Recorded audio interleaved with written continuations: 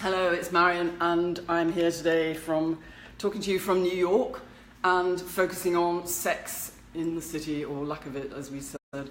But I wanted to talk seriously about these issues that affect us at the time of the menopause, because it's almost like we get robbed when we get to perimenopause, and we take it for granted, most of us, unless we've got premenstrual breast tenderness, that our breasts are going to be quite comfortable and that we're going to have libido and things will be fine. But then we bump into perimenopause and it isn't really like that. So this week there's been quite a lot of people talking about breast pain and worried about breast pain, and we've had threads of conversation going on about that. So I wanted to sort of take it from there right the way through to vaginal dryness, because that's the end product that happens when your estrogen levels fall. Everything dries out and it isn't as it was before, and that has awful ramifications on relationships, not to mention our self-esteem. And it doesn't have to be like that. It's just the poor body is trying to communicate to us, and we don't really speak the language. We don't understand body speak. So everything means something. So, for example, if you've got breast tenderness, even if it's premenstrual breast tenderness, obviously go and get checked out by your doctor or medical team. But most people who have really serious breast problems, like breast cancer, don't have breast pain. So if it's painful, the chances are it's cyclic or hormonal, and usually, I think the statistics are something like 9 out of 10 breast lumps are benign.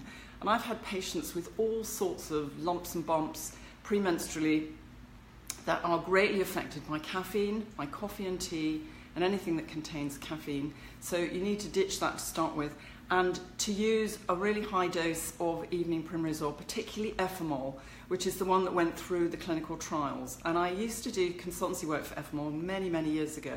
And I remember they had an independent analysis commissioned because there were loads of oils coming on the market, some of them from China, some of them from other places.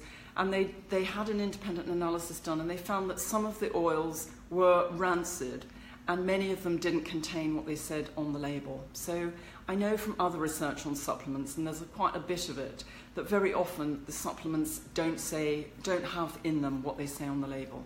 And that's why I tend to recommend the supplements that have been through clinical trials. With Efamol, they used to have a couple of products, one for breast pain and one for asthma, that were on the market, or eczema rather, that were on the market, but also available on prescription. But obviously with the government cutbacks over the years, that's no longer the case, so you need to actually hunt out. So if you've got breast pain, they used up to 4,000 units in the trials, and you split the dose between breakfast and lunch, and you need to take it for at least 3 months. So we did a survey years ago, women trying evening primrose oil. They tried any old brand, and they tried it for about 4 to 6 weeks. They didn't take a high dose, and then they thought it didn't work. So it's really persisting, and to try and get hormones back under control and onto an optimum range, we're really talking about months, not days. And so don't give up. If you're on a really good science-based program, you need to persist with it. Having said that, although my program is a 5-month program, and we know that over 90% of women are symptom-free within 9 months, on the boot camp, which is only 6 weeks, we're finding that even after 4 or 5 weeks, the women are feeling so much better, and they can really see a light at the end of the tunnel. So don't get disheartened. This isn't a life sentence. You need to be changing your diet, giving up things, and doing things in the short term to get yourself back in good shape. But it doesn't mean you've got to go on doing all of those things for the long term once you're in better shape.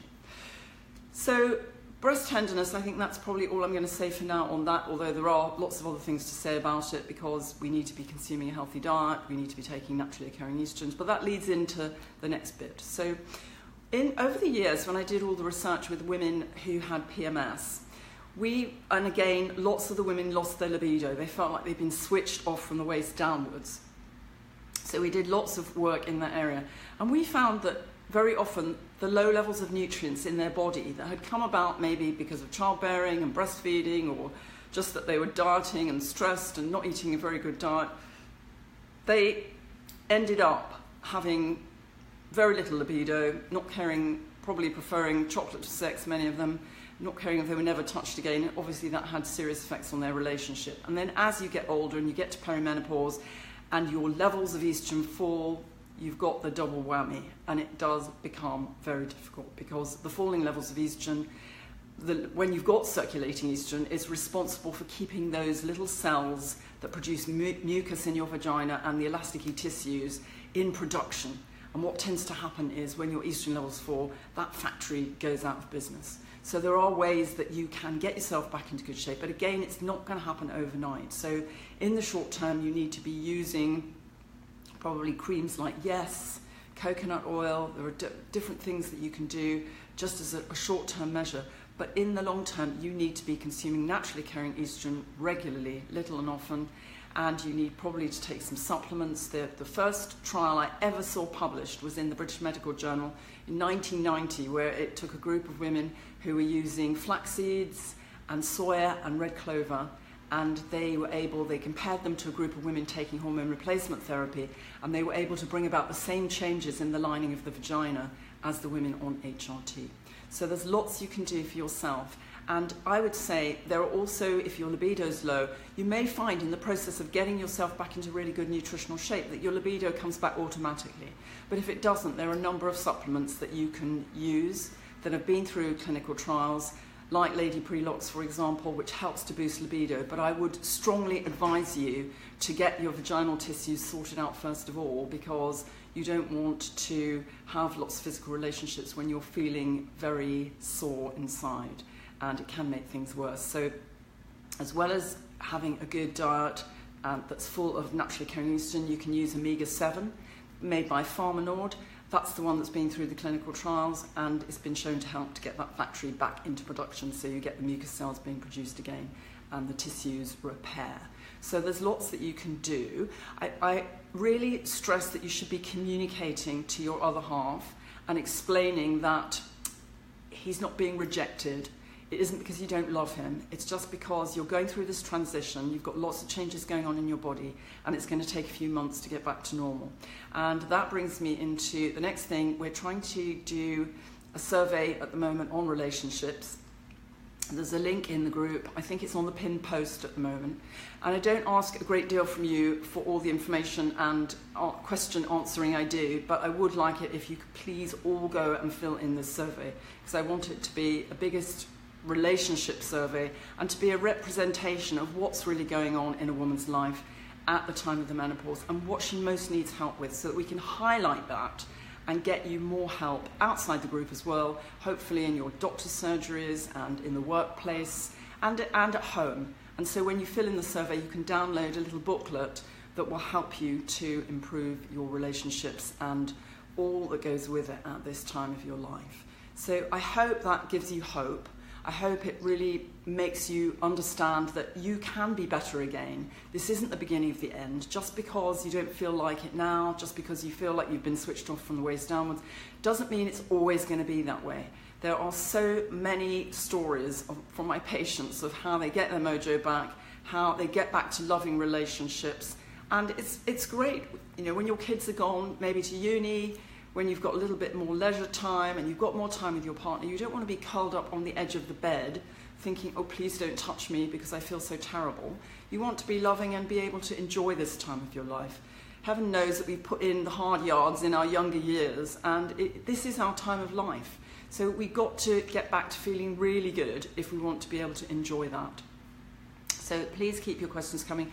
I have got a live masterclass this Tuesday, so look out for the link to that as well. And I'm focusing on brain fog, particularly, and weight around the middle this time. So if you haven't been to a masterclass before, come. If you've been to one of the others, then come to this one as well. And if you really want some help, if you're feeling at a loss, then please sign up. Come to my boot camp. I do work hands-on with women for 6 weeks, and it does bring a major change in their lives. And I can post a little film about that in the group too. So I just want you to understand that there is help, whether you self-help, whether you read one of my books, whether you come to the boot camp or have more hands-on help, there's definitely help. You can get better. And menopause is just a transition. It's not a condition.